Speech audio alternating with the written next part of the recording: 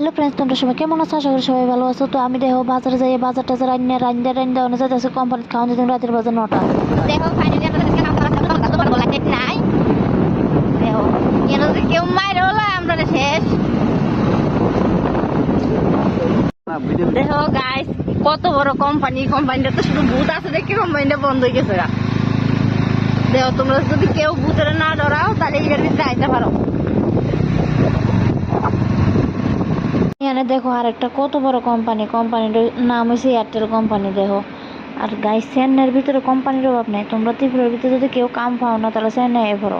তো দেখো আমি আয়া বসে খাওয়ান দিতাম কোম্পানির ভিতরে। তো কোম্পানিটা দেখো কত বড়। এটা অ্যাকচুয়ালি কোম্পানি না, এটা একটা অ্যাপার্টমেন্ট।